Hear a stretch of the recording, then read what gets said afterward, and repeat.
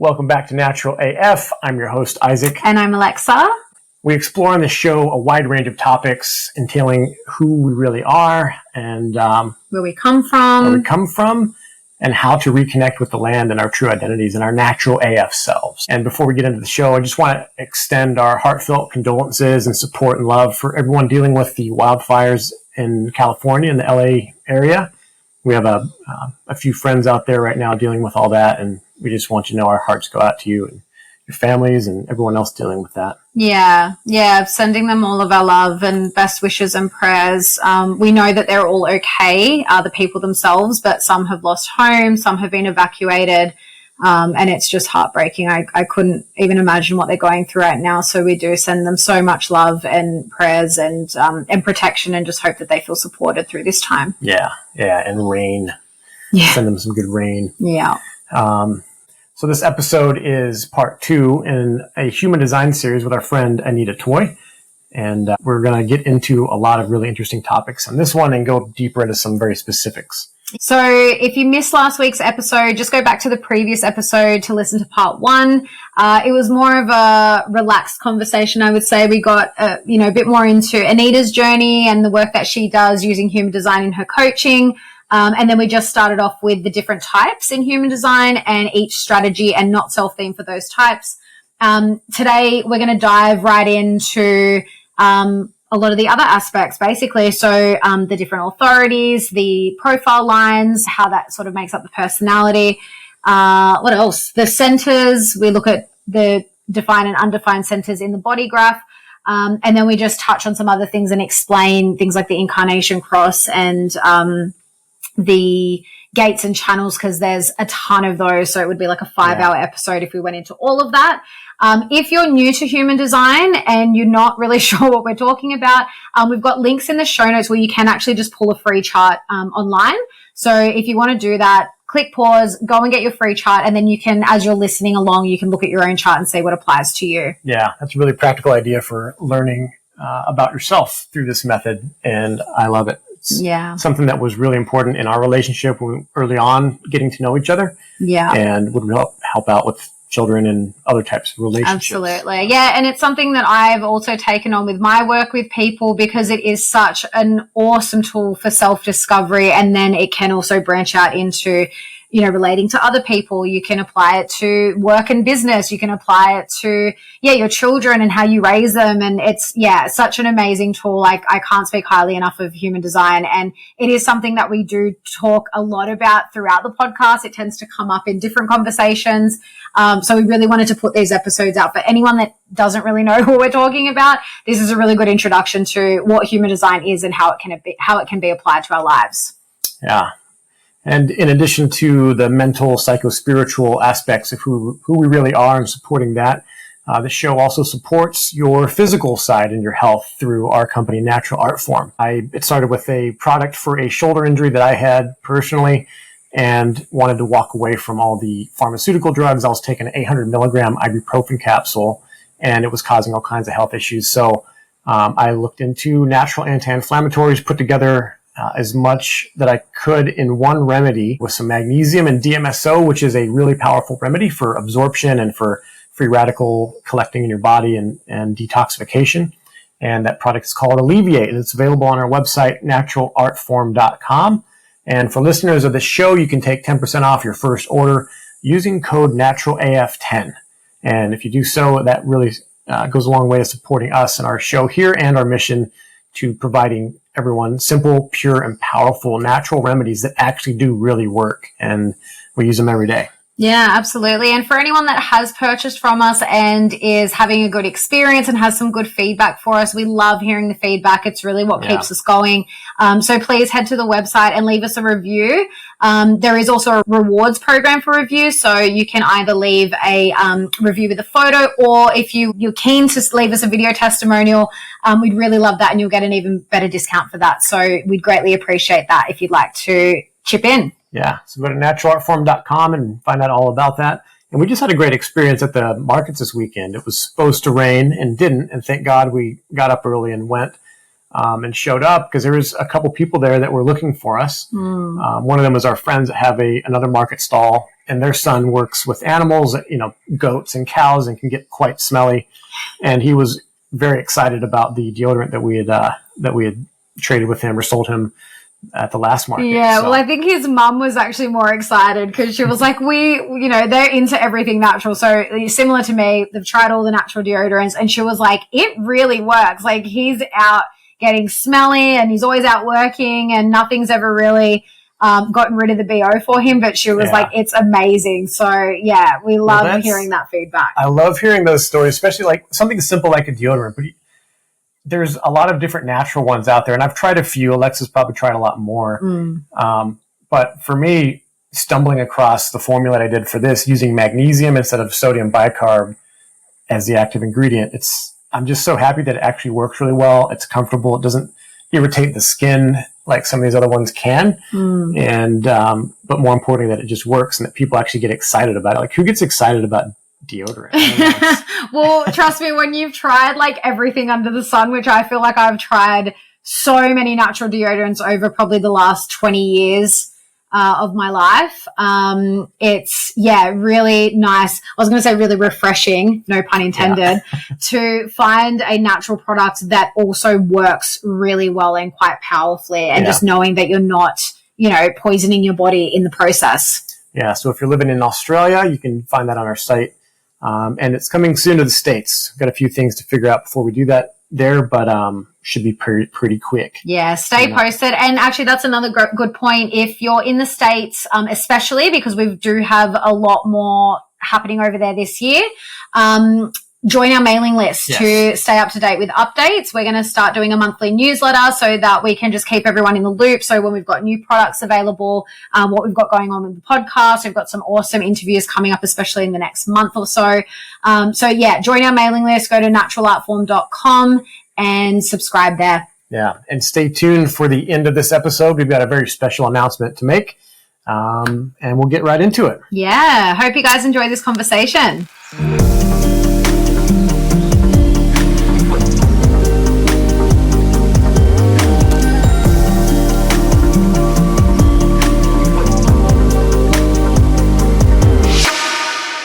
Welcome back, Anita. So good to have you again. Thank you. Thank you, guys. It's great to be back. Well, I loved our last chat, the human design topic. We talk about it quite frequently in the household here. Yeah, it was really fun. I hope that we didn't take too many left field tangents, but it did go a little bit all over the place, but I mean, there's so much to it. Well, that's what happens when you're talking to two manifesting generators. Well, yeah, exactly. And we did put that caveat in, didn't we? Yeah. We did say that we would bounce around a little bit, and it's definitely what happened. But yeah, we'll see how we go today. Perhaps we're a little more focused. yeah, it's very informative, and I think people, as they get their own interest, they can always go and do their own research and learn about it. And I think for a lot of our listeners that do know about human design, like even me, like I do readings for people and I'm still always learning. And I think that's one of the things I actually love about human design is that when I hear it spoken about by different people, I always learn something new. So, people will get whatever they need to out of it. And there's always another little nugget that they'll get, even if they know all the basic stuff or whatever. You tend to always keep learning from it.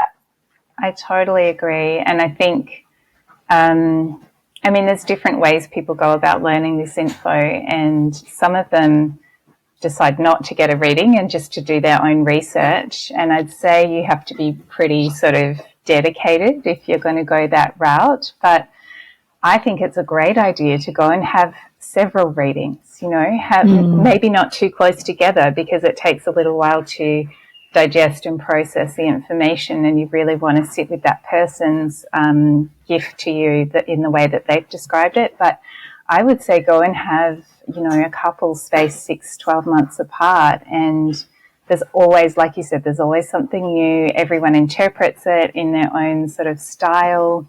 I mean, I come at this information from many, many years of coaching beforehand, so I'm always interested in how this is applicable to somebody's everyday life. How can I explain the language and the jargon, which there is so much of in human design, in a way that they can take on board and use practically in their lives. other people might describe it in a really high level with all the jargon incorporated, and,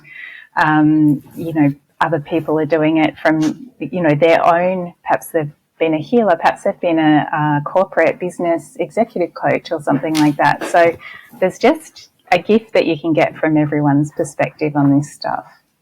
Yeah, I definitely appreciate the simplified version without as much jargon. But yeah, the vocabulary is something to catch up on. But it's just what happens when you're describing things in a new way. And sometimes you have to make words to describe something that we don't have a word for. Yeah, that's true. Yeah, and sometimes you can describe it with real life experiences or stories or analogies that can help people really get it. Because I think if you're throwing a bunch of words and jargon at them, it can be very overwhelming to begin with, especially. So well, they say that's how you know someone has mastery of a subject, is if they can explain it simply. If they have to explain it with all the jargon, all the high-level words, if you can't translate that into something that's more accessible, like what do they say? If you could explain it to a child, like that's how you really know you've got the topic understood really well. I love that. And then it's coming from an embodied place, right? Rather than just straight out of the book, rote learning. Yeah. 100%. Yeah, I often tell people what I'm reading for them, especially if they're very new to human design. I actually will say, as I'm explaining certain things, don't attach yourself to the label so much, or the word, or whatever it is, because some words, trying to think of one in particular that always comes up, and I Martyr? Oh, the martyr. Yes, that's exactly the martyr. I'm like, so the three lines, the martyr, but it doesn't mean you're a martyr. And then I just explain what it is, and just to not attach to the words or the labels so much, but just getting them to understand like what it actually means.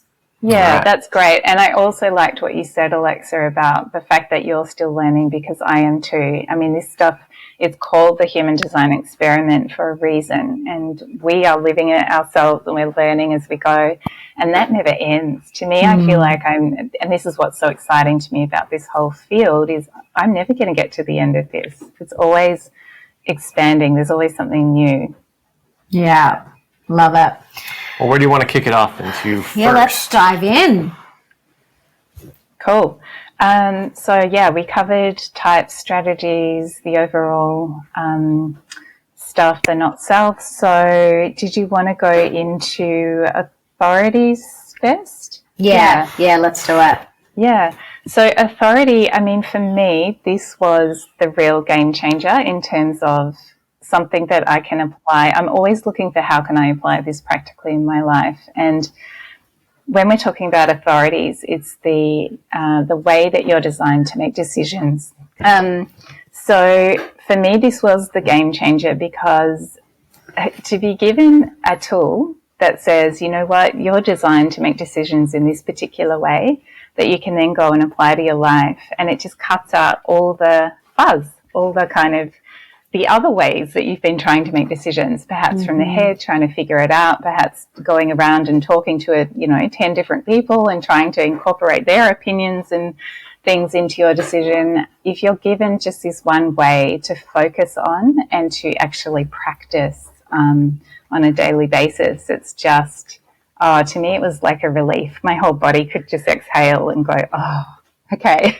Yeah, it really is a game changer, finding out your authority, because I think that's a big theme, I would say, in human design is getting out of the mind, because we're so conditioned to operate from the mind only, and a lot of it is about getting back into the body. So, and as we'll go through the authorities, we'll see how they're associated with some of the different centers and different parts of the body, and it is actually more about connecting to your body, not operating from the mind and trying to think your way out of things.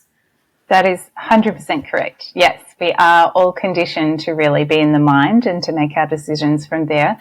I don't even know how that happens. I was just trying to think about that the other day. Is it something they teach us at school, or it's sort of an implied thing, isn't it? That we've all grown up. My daughter was trying to make a decision about possibly working somewhere, and she was like, well, maybe I should just do a pros and cons list. And that's one of those mind exercises where it's like, I'm going to think of things that I like, think of things that I don't like, put it back and forth. And that can be useful to make a decision about it. But then I pointed out, I was like, if you're not sure and you're having to do a pros and cons list, then maybe the answer might be no. If you're feeling resistance to it and you're like, nah, I'm not sure that I want to go into that. Let me see if I can convince myself to go into that. Then I'm like, Well, and is she an emotional authority? She's emotional. Yeah, which is, I think, actually a good place to start with the authorities, because emotional authorities make up half the population, basically. That's right. So, yeah. Yeah, that's right. So 50% of the population have this authority. It's a big one. And so it comes from your defined emotional center, which will be the strongest center in terms of this authority. And the key to having emotional authority is to give yourself time in big capital letters. Okay. Yeah. So, and this is just beautiful. So it's about feeling into the decision over time. And people with authority in the emotional center means they have definition, and it means they have a natural sort of mechanical wave that moves through them emotionally. So there'll be highs and lows and different emotionalities. There's 3 different waves, which I don't necessarily need to go into for this explanation, but it's a natural part of you to have variation in your emotion, in your moods, in your feelings. So what we don't want to do is be making the decision from the top of a wave where everything's really exciting, we're energized, and we're, on a bit of a high, nor do we want to make that decision from the trough or the low, or perhaps a more introverted, melancholic, less energized place. So giving ourselves time allows that wave to move through us. And I say us because I'm emotional too, so I know this very well. And then clarity comes over time. So the wave's moving through, you keep checking in with whatever the decision is, how am I feeling about this? And eventually there'll just be a moment in time where it just suddenly feels kind of clear or neutral, or, yeah, that's a yes, and it's okay to get a hunch at the beginning of the decision. You might instantly think, oh, that's a yes, but knowing you're emotional, still give it time. And it might work out that it's still a yes over days, weeks, months, depending on how big the decision is. I will say there's no specific time. It's very much individual dependent and dependent on the decision. And then, it might be a no. It might change from your initial thought or feeling. So, yeah, it's just a going with it, waiting for that clarity.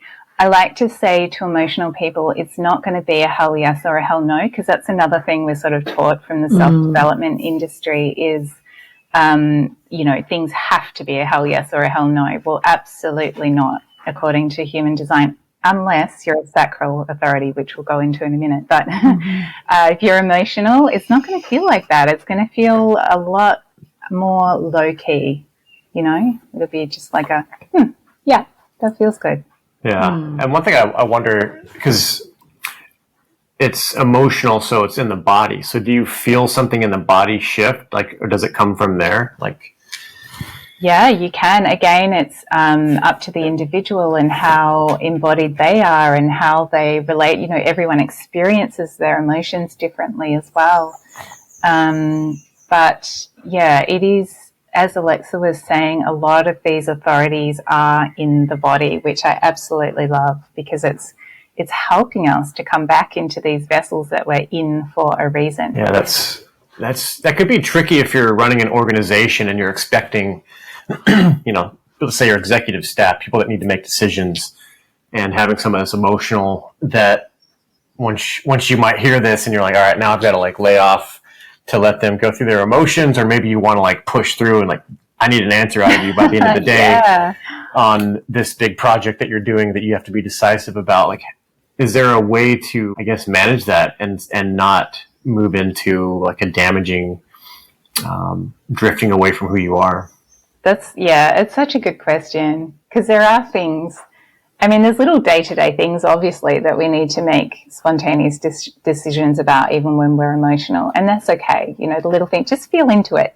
Do I feel like doing this? Use the word feel. That immediately connects you to the emotional center. So do I feel like this now?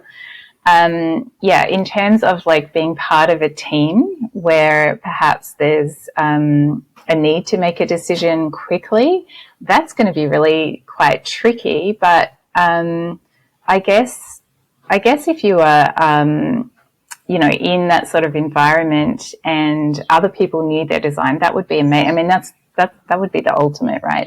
Right. Everyone to know their design and know how people work in this sense, and be able to, say, give the emotional people a heads up to feel into sort of the decisions that they'll need to make at the next board meeting or whatever it is. And then sometimes they just do need to be made on the spot, and that is okay too. But you can take this information into your personal life and apply it there in a way that really works for you. It's I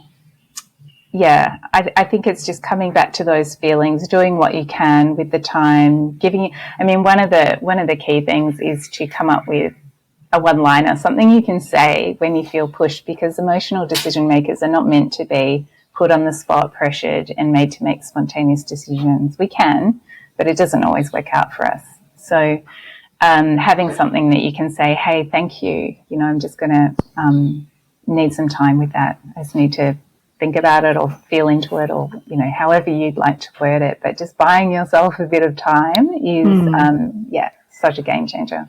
Yeah, and just being able to honor yourself and knowing that is part of how you operate, and just being able to honor that. I think we might have mentioned this in the previous episode, is that human design does kind of give people permission to be who they are. And I think that is really important in this day and age, especially because we are starting to shift out of this completely different paradigm that we've been living under, and people are coming back to who they are, but that's such a process. And, that's one of the things I love the most about human design, is that for most people, they're not really finding out things that they didn't know about themselves. They're just getting confirmation of things that they have kind of known all along, but they've either been conditioned out of, or they've suppressed, or, they're trying to do it a different way because they think another way is best. So it's really just coming back to, this is kind of your operating system. This is how you're designed to operate. If that resonates for you, go with that. So even just knowing, that's my authority, and, I need the time to make the decision, but if I'm put on the spot and I can't make a decision, that's also okay. Absolutely. Yeah. There's no, we don't always get the perfect circumstances for whatever our design is. So it's just doing the best you can do in that moment, for sure. Yeah. Yeah. And if it's not the right position, people, I imagine it'd be likely that sacral generators or sacral somethings would gravitate towards those higher pressure positions, and would maybe flourish and be elevated by their boss or whatever. They'll be the ones to get the job because they appear more decisive, and their decisions are more timely or whatever. But I think a wise leader, knowing this, would look to seek balance and bring in people that have a different, maybe the emotional side, maybe they're more connected to the heart. I'm not saying that's what the case is, but maybe there is a certain gift that they bring, that if you just go with just the quick, snappy decisions all the time, that you're losing something, you're leaving something on the table that your organization could gain.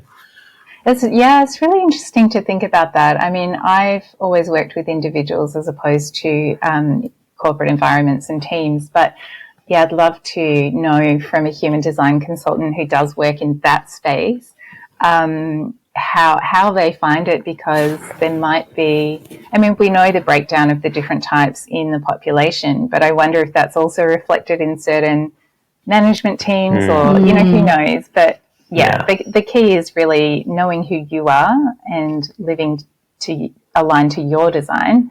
And then that's going to ultimately help the team that you're a part of as well.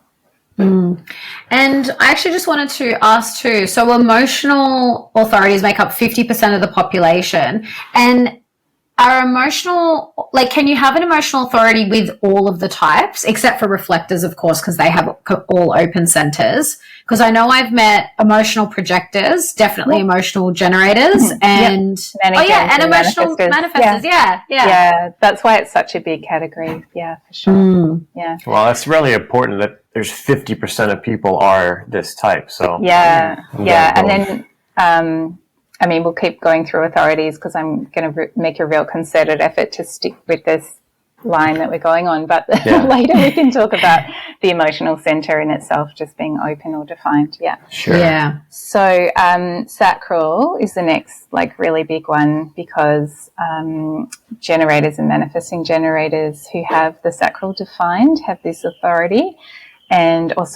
that you know what I'm talking about. Right. Well, they're the only type that can have this authority. That's what I meant to say. So sacral is really from the gut, and it's I use the word sacral and gut sort of interchangeably in this case, and they are almost the opposite of emotional in that they are here to be spontaneous and make their decisions in the moment. They have in the moment access to truth. I always get a lot of FOMO about sacral. Part of me would really like to be sacral, but these types really do resonate with the concept of the hell yes or the hell no.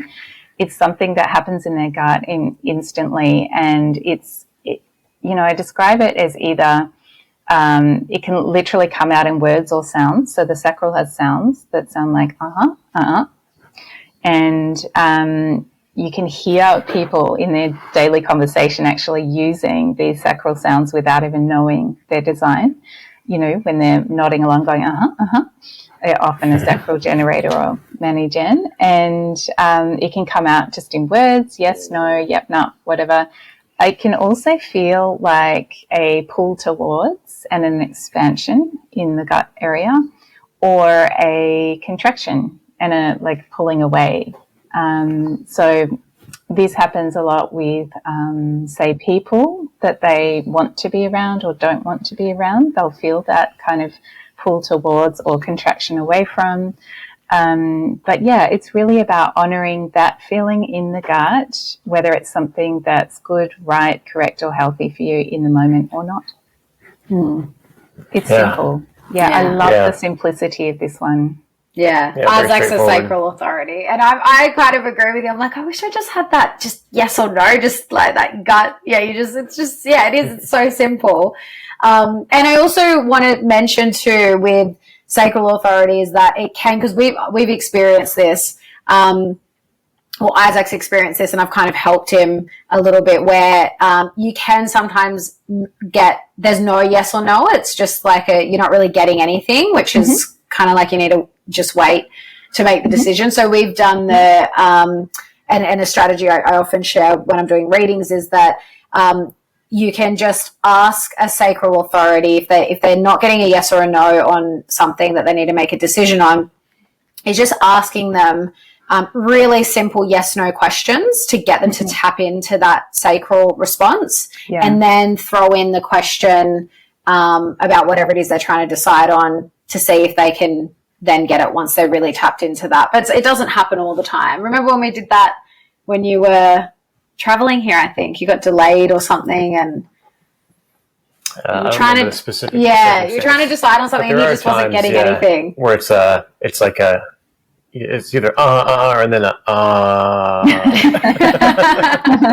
yeah. So I mean, the one thing I'll say is don't ask the sacral something you really don't want to know the truth. It will give it to you.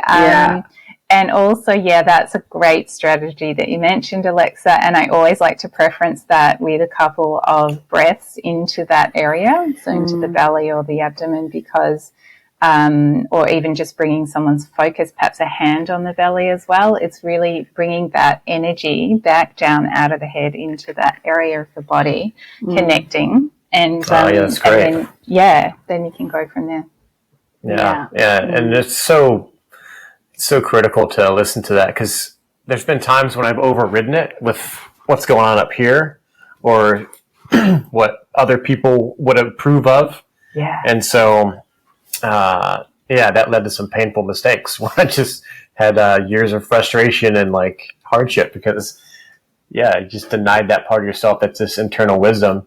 It's still, everything turned out right, but it was like I had a very clear about a relationship that I had got into, and it was, it was clear as a bell, but something in me, some other, and who knows, God's above everything. So I'm at this point, I'm looking at it like I think maybe he stepped in and was like, yeah, you don't really want to go down this road, but you're going down this road because you need to grow. Yeah, and look, there's no mistakes, right? Because there's obviously lessons and challenges and things that your soul wanted to go down that road for a particular reason. So, yeah, I don't want to give the impression out there that if you've done the wrong thing by your sacral, then you've lived your wrong path of life, because that's definitely not the case. I mean, yeah, even with my emotional authority, I definitely made a dodgy decision about a relationship too, but I got 2 beautiful kids out of it. So, I'm sure that you learned a lot about yourself in that process, and perhaps you wouldn't be here sitting next to Alexa if you hadn't. Yeah, absolutely. Yeah, and that's the thing where I'm like, sometimes I think it is like a higher order steps in and just like it moves us to go, and it's like easy way or hard way, or the flow way or the anti-flow way. But the anti-flow way has heaps and heaps of lessons and all kinds of gifts. Yeah. And this life is full of gifts, no matter which path you go. That's it. And then, we can bring karma on top as another layer, and who knows, you might have had some karma to sort out with someone. It's much bigger than just this way of living that we're talking about, for sure. There's other layers. Yeah, absolutely. And Alexa, are you a splenic authority? No, I'm self-projected. Oh, self-projected. Okay, cool. Yeah. Go for it. Talk about that one. Yeah. Well, so I'm a self-projected projector, and again, a self-projected authority, you can only be that if you're a projector. So in my case, I laugh because for me, I was like, that's why I talk so much. I'm meant to just talk so much. You are.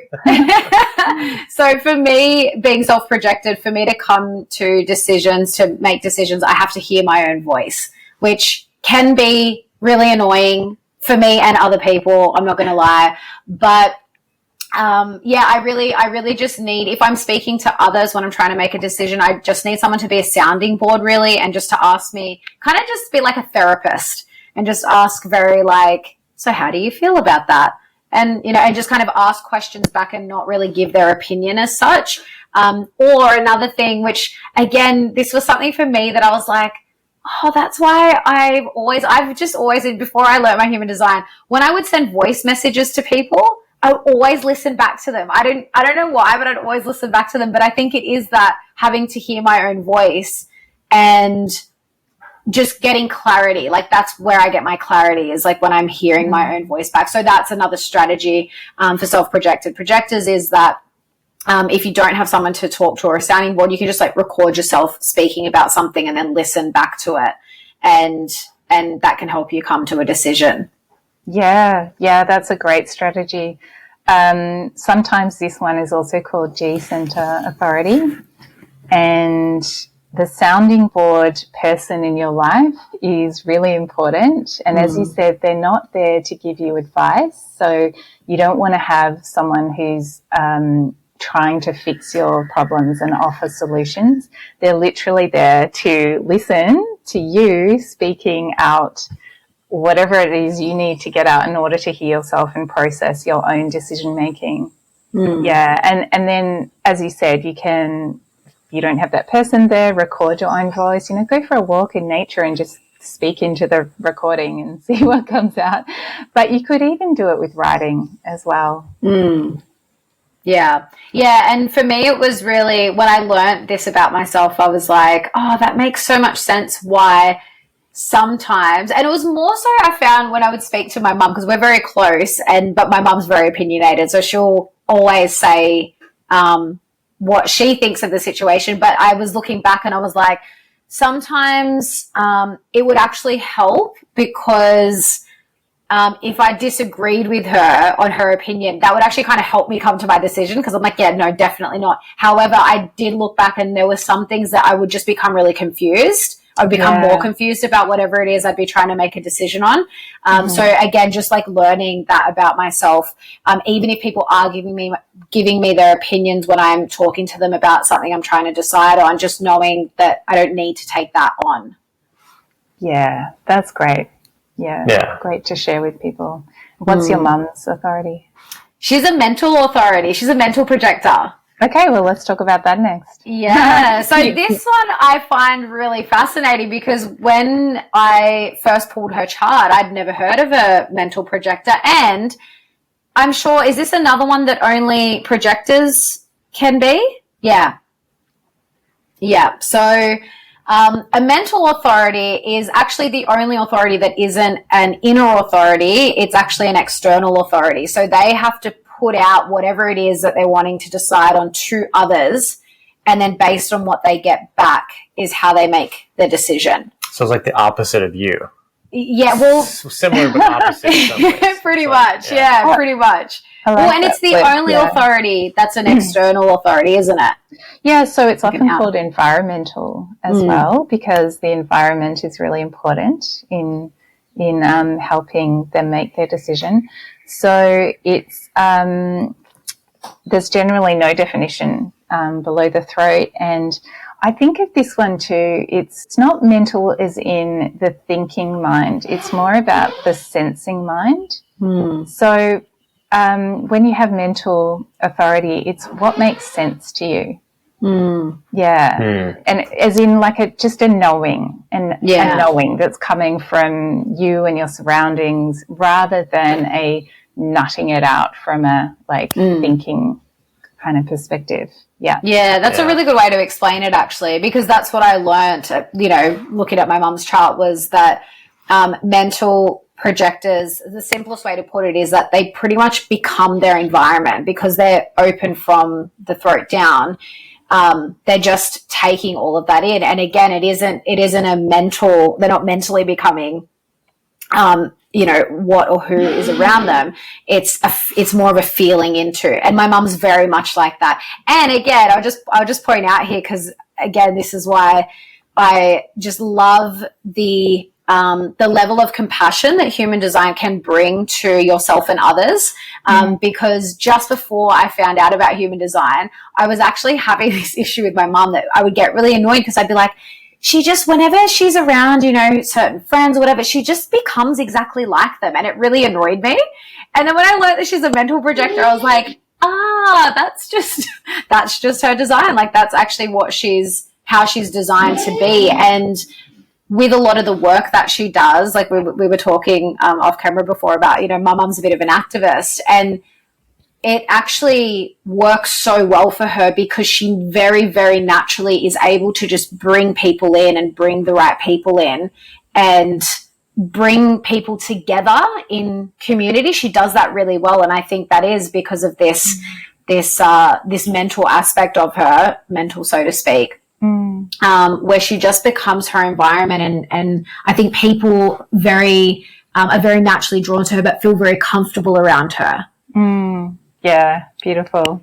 Yeah, I haven't met your mum. I've got to meet her. I always knew your mom was mental. Yeah,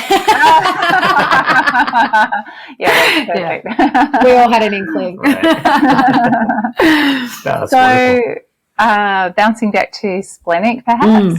Yeah. So this one's obviously coming from the defined spleen center, which is all about instinct, survival, sixth sense.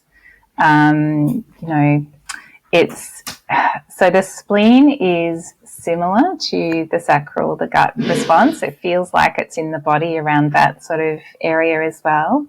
But it's generally like a super fast download almost, or instinctual kind of hit, ping. So I've got something noisy happening out there. And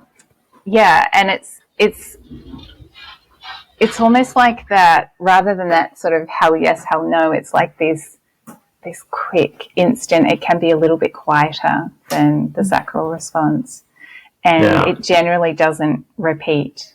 So it pays to be a little bit quieter and present and mindful when this thing comes in. And I guess splenic projectors get to know over time what this response is for them, and then they can identify it and honor it.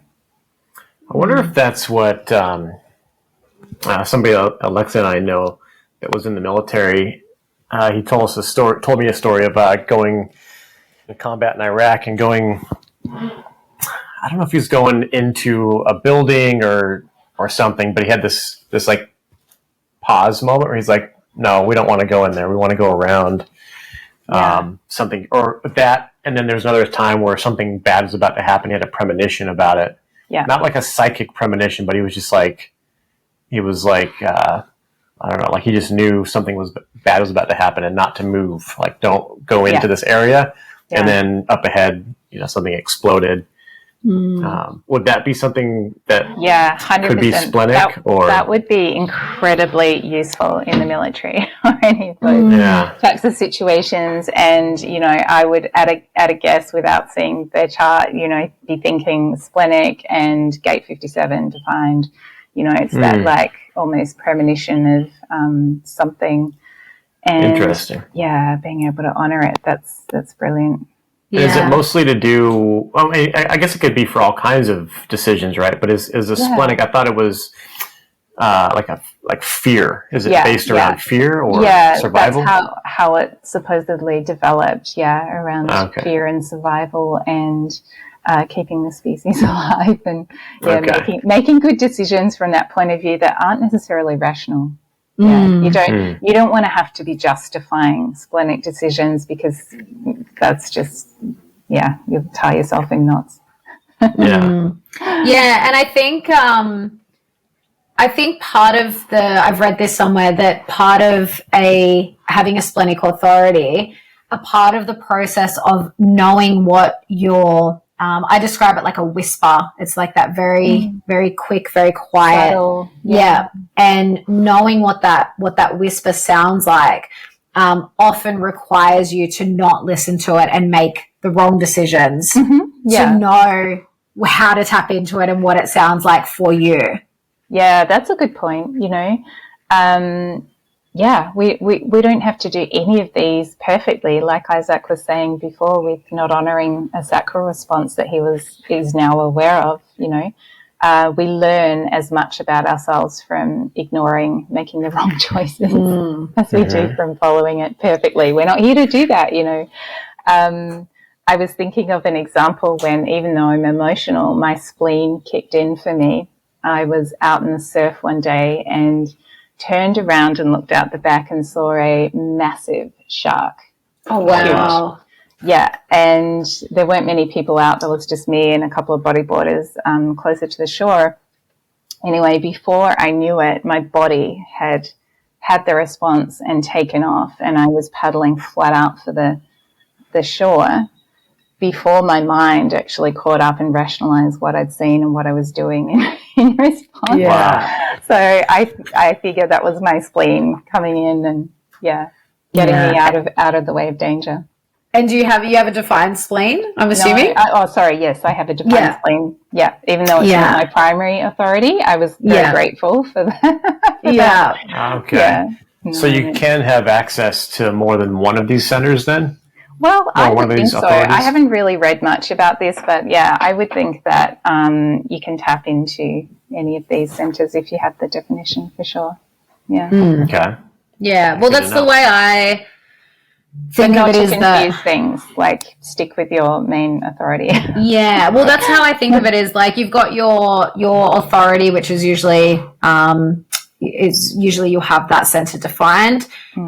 So that'll be your main way to make decisions. However, you've always got access, all your other defined centers, you have more consistent access to that energy. That's that, the spleen being that energy of, fear, intuition, survival, it'll just kick in when you need it. You can draw on that whenever you need it. Yeah, exactly. What have we got left? Ego. Yes, so these are the ones I'm dying to get into, just because I've never done a reading for anyone that has ego projected or neither have I. I've actually ego manifested. I mean, the most common are sacral emotional. I've had quite a few splenics and a couple of reflectors come through, but with Luna, which we'll talk about in a minute. But ego is pretty rare. But essentially this is coming from the center that's called ego, will, or heart. And it's through their wants. It's basically tapping into their wants that they can make decisions. So what's really interesting about this one is that it's possibly, there's a lot of conditioning around not being able to have wants and desires because that's selfish. And I know a lot of people have had to sort of work with that anyway, whether they have this authority or not. So it's about honouring the heart, remembering that these wants and desires are coming from the heart, and tapping into exactly that, like what are your wants, and allowing that to make the decisions and lead your path. Yeah, that makes sense actually, because it's only like 1/8 of the population that have that center defined, right? So it's pretty rare authority. It is, yeah. And then lunar is the good old reflectors, who are only 1% of the population. And so their authority, because they have all of their centers open, it's about, again, time, so similar to emotional, but preferably, I mean, the standard sort of explanation for this is give yourself a month to make a decision. And I know that this can be like heartbreaking and traumatic to hear for some reflectors. So, of course, it's not the case with the little decisions, you go through your day and you just do what you need to do. But it's just a case of, because your chart is so open and gets so lit up throughout the month by the different cosmic changes and other people around you as well, it's just allowing yourself to have time to be in different vibes or different moods across time, and to really feel into it over time.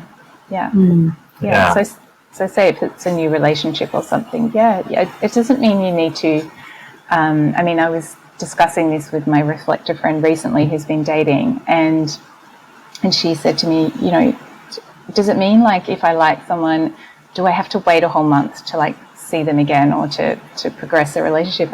No, you get to play, you get to sample, you get to do whatever you want to do, but just have that little bit of patience to keep reflecting, keep checking in on how it's going over, say, a month's time. And just don't move in with them or marry them within the first month, basically. Perfect.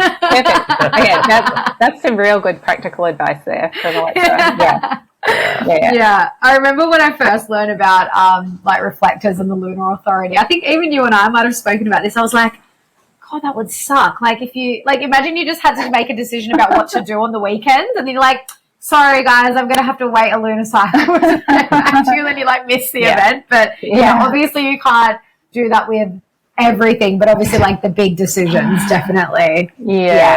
That's right. And if it is something like, say, a big weekend festival or something that you're thinking about in advance, well, just give yourself a couple of days to be in some different moods and energies and feel into it. And if it was really exciting to you when you first saw it, and then it still feels really good after a day or two, book the tickets, Right. And you're not locked into anything. You can always change your mind.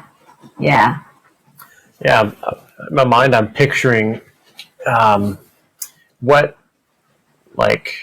jobs or what type of person would really fit that, or would do really well with that. And I was thinking a longer term options market trader, like stock trader, not the day trader, but the longer cycle ones. It would be a really good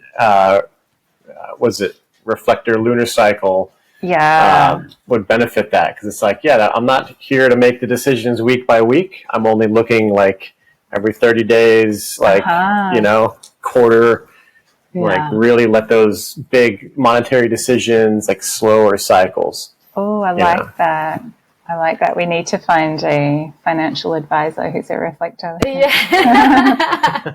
Well, I'd love to, like you said, I think earlier about, when we were giving the example of in organizations, and again, I love that you can apply human design to so many different things. But especially in workplaces, I would love to, and again, you probably can relate to this, Anita, because you love all that profiling stuff, and I love looking at if you were to go through businesses and actually then look at, well, in management, how many of them are this certain type, or how many of them have this authority, and just out of curiosity, to be, because I think you definitely see some patterns. You would, yeah. Yeah. It would be really, really interesting to do that. And then Yeah. people are sort of really in their natural roles. Yeah. Yeah. I mean, we've always said it. Isaac said this. I remember when we first met, and now we're just like, we would never hire anyone for our business without knowing their human design and potentially getting their astrology chart as well. Because Isaac's used astrology like in relationships, and you can also use it for like business things. And but especially the human design, I think it's so valuable to know, especially if you were to hire. Like I was in a medium scale business that I worked in before, and knowing what I know now, like you can actually put people in the right positions for them. Where they're going to benefit, like they're going to benefit from being in that role, and they're going to feel so much more satisfied in whatever they're doing. But then you're going to get more productivity and better outcomes as a business owner, because and you've done my chart, like I've got this is just going off track a little bit, but I've only got one channel, and it's the alpha channel, which is all about leading, but being asked to lead. Like it's being kind of appointed as a leader, not like I'm going to come in and be the leader. And I remember you describing it as kind of like leading from behind, and that resonated with me so much because I always ended up in management positions, especially in this last job. I was there for almost 4 years. Always ended up in these leadership roles. However, I was still working like a generator. So I was so burnt out all the time and like unwell and just not functioning very well. However, the leadership side of it, I loved. And it was because, like, you know, I remember my first team, like they wanted me to lead them. Like they loved me in that position. I had really good relationships with them. So it's just knowing like how to, just work with the strengths and then, just not have, especially for anyone that's a non-energy type, to not have them working like a generator, because it's just never, it's just not going to work. It's so true. Thanks for sharing that example. I was just thinking, like, imagine I've been scrolling Seek a little bit recently for my partner who's coming to live here and needs to get a job, and I was just thinking, wow, imagine if like on all the Seek ads they say would suit generator type, or that would be so good. Yeah, wouldn't it? Yeah. Oh, we'll get there one day. Yeah, we should start a platform for that. You're onto something, Anita. We need to talk after the show. That'd be an amazing platform where you literally hire based by design. on... By design. There you go. We've got the title. Love it. We're going to trademark that. No one take our idea if you're listening to this. Okay. Side hustle. Yeah, I love it. Mm-hmm. So are there any more authorities, or no? Let's move on. All right. Yeah. Go. Where to from here? Well, I guess it'll be good to let's do an overview of the centers, because obviously we did talk a little about, which centers are related to the authorities. So just, I guess, an overview of the centers in the body graph. Because I think we touched on in last week's episode, that it kind of comes from the chakra system, but in the human design system, 2 of the chakras kind of split off. So that's why we've got 9 in the human design system. And then, just for people that are very new to it, and if they're looking at their body graph, like what does defined mean? Yeah, so essentially we're talking about the shapes that you'll see running down the body graph that look like chakras, if you're familiar with that system.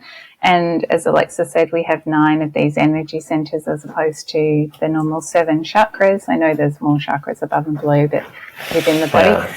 And each of these sort of has a theme. So the head is all about thoughts and ideas, and also inspiration, divine inspiration even. Here, I'm going to share the one that I got pulled up, so that way you can, if you want, you can sort of talk from that. Yeah, perfect. Okay. So, it's even great because it's labelled. Yeah. Yeah, so that head, thoughts and ideas and inspiration, and moving down to the ajna. So the ajna could be also called the mind, and this is really where those thoughts and ideas are conceptualized into meaning. And then the throat is all about communication and expression. It's also about manifestation, because when we speak into being, what we want. That's the beginning of manifestation. The G center is love and direction primarily. The heart, which is also called the ego or the will center, the little red triangle, that's really willpower, motivation, wants and desires, and even sort of worth and value. The sacral, which is the red back down in the center, thank you, Isaac, the primary center for the energy to create, procreate, build, do all the things. The two on the sort of wings, so to the left we've got the spleen center, which we discussed earlier as being about instinct, survival, health, timing, fight, flight, freeze. And then on the opposite side, the solar plexus, or we call this the emotional solar plexus, ESP, and this center is all about emotions and feelings, and is also involved in manifestation as well. And then right down the bottom, we've got the beautiful root center, which is linked to the adrenals in the body, so stress, pressure, but it's all about doing all the things. Right. Yeah. So in this chart, all of them are coloured in. Yeah. Yeah. So this chart, as you can see, they're all in their coloured versions, which means that they're defined. So when you're looking at your own chart, it's likely that some of your centres will be in white. And if they're in white, we say that that's open or undefined. And if they're coloured in, we say that that's defined. So the defined centres are where you have a natural, consistent way of experiencing the energy in this energetic centre, a natural sort of sense of who you are and how that energy works for you. And if it's white, it's undefined. And this is where you're considered open and you're taking in the energy from others around you in that centre. So we talk about absorbing and amplifying in the open centres. And this is where you're really experiencing other people's energy, way of expressing themselves in that particular center, but you're amplifying it. So you're experiencing or feeling that in an even bigger way than what they are. So it can be very interesting and very confusing when you don't know this information, because you can easily identify with that being yours when it's not. And I think that's so important to note. We might have even spoken about this on the last episode. I can't remember now, but it's so important to know with the emotional center, especially because 50% roughly of the population have it defined, and then 50% don't. So the 50% that don't are always taking in that emotional energy from others and amplifying it. And when you look at it on a collective scale, you can kind of see how it's been a bit of a shit show the last few years, especially because people have been so emotionally reactive. And I think without having this information, I think it's without the awareness around it, I think people don't even know where they're operating from, like whether it's their emotions or not. Yeah, great point. It has been a bit of a shit show, and a lot of relationships have suffered these last few years. And look, maybe that's part of the journey as well. Maybe, we were meant to be shaken loose of some of these relationships that weren't growing us as we should be. But, it would be amazing, wouldn't it, if everyone really understood this, that half the population have this defined sense of how they experience emotions, and the other half are going to be amplifying that, feeling it at such a big level. And when you have that open emotional center, it can feel very overwhelming to suddenly be hit by a huge wall of emotion. And particularly the last few years when, oh my God, that social media has just been like an emotional roller coaster, really, a landscape of explosive emotionality. And so it's very overwhelming, it's very daunting, it's been very challenging to really stay emotionally regulated and grounded, and people have just been experiencing, triggering left, right and centre, and then reacting off the cuff of that. So, yeah, it's been a very interesting time, but I guess from the really big picture perspective, I think that's been a part of our learning to step into this higher emotional intelligence. Yeah, it's so critical. Yeah, just being aware of it and knowing that, yeah, you're being triggered and maybe cracking into like, if it's not intentionally like known by the higher ups, by the people that I would say the people farmers, the people managers, that half the population is emotional authorities. I imagine there's a way that they can use this to manipulate people through emotion, but I think they've known that for I wonder eons. if they know human design or whether it's been a gift to the people. I don't know. It might be a gift for the people. I wonder that too. Because it's, like going back, like Socrates and Plato, they were talking about rhetorical and what's the other one? Dialectic. And rhetorical is more emotional. So way back then they were talking about this, and I'm sure from that viewpoint they could condition people, but just inside your own home, just realizing what you are and taking responsibility and ownership of it. Yeah. And dropping the shame, and then also paying attention to the conditioning. That's a really powerful place to move forward from. I love that. Yeah. And there's a tendency with open emotional centers to feel so overwhelmed that they end up avoiding confrontation and conflict.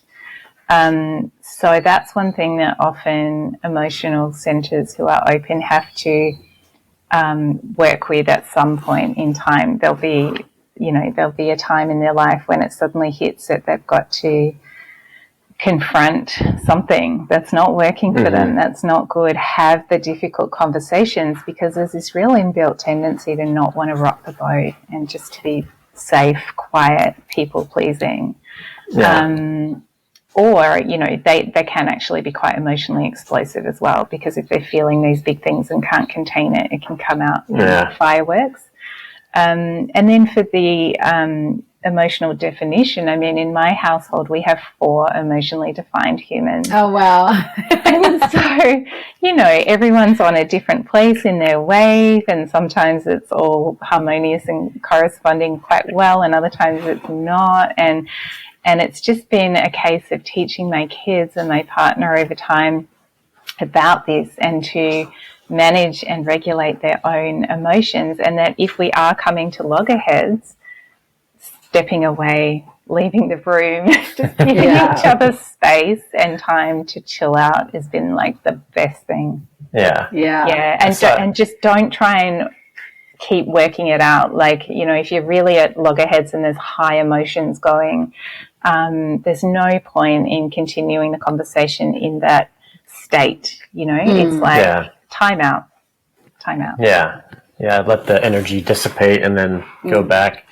I saw this meme recently, and I don't think it's coming from a human design standpoint, but it's so true. Somebody, and I'm picturing like somebody from the South, like a black guy from the South. It's like, I take in your emotions and I amplify them and reject, or basically he was saying, I take in emotion and I amplify it back at you. So how are we going to act today? That's so true. I love it. So funny. Yeah. I'm a bit like that. It's like, but being aware of it, I'm trying to not just let it happen. But it's so tricky when when you feel the emotion and it just comes like bursting back out. Well, that was a game changer for me, finding out about that, because I like, well before I learned about human design, I knew that I was very empathic. Now from a human design perspective, I understand why I'm so empathic, because I only have 2 defined centers, so I'm very open. But especially like with the emotion. So I did have some awareness of that, probably going back maybe 5-6 years now. But again, just the understanding that that human design brings is it just goes a step deeper, where now I can catch it like pretty quickly now, where I'm like, if I'm starting to feel something that either comes out of nowhere or it feels very strong emotion that's I can't really pinpoint where it's come from, that's usually, I'll just say, like, is this mine? And yeah, that is the best line. I give that to people all the time. Is this mine? Because it's a question that really is speaking to your soul and your body, and it allows that quick kind of moment of readjustment in your whole system to realign. I feel like asking the question alone just shifts the energy slightly anyway. And then often it's not, and you can let that go. Sometimes it is. Sometimes we do have to take ownership of something that we need to figure out. We need to have that conversation. We need to tidy up that thing because it's bugging us. But, often it's not. It's someone else's stuff.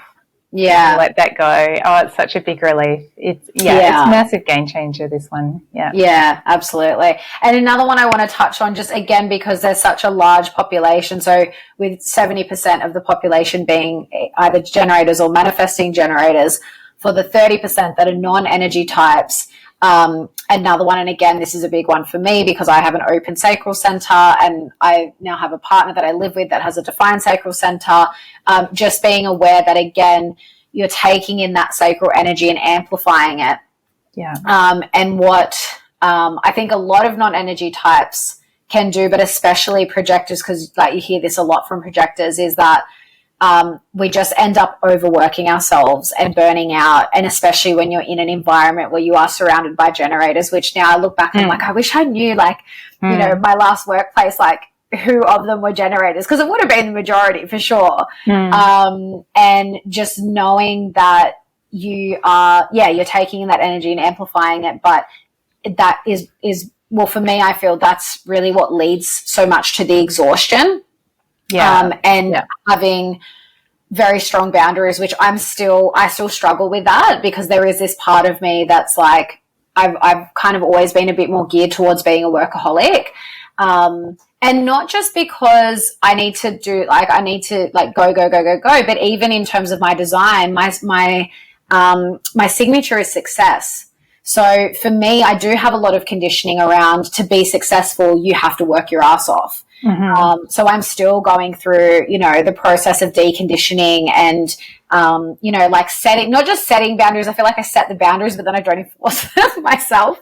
And it's changing that belief, like, to be successful is to live according to my design rather than wrecking my ass off. And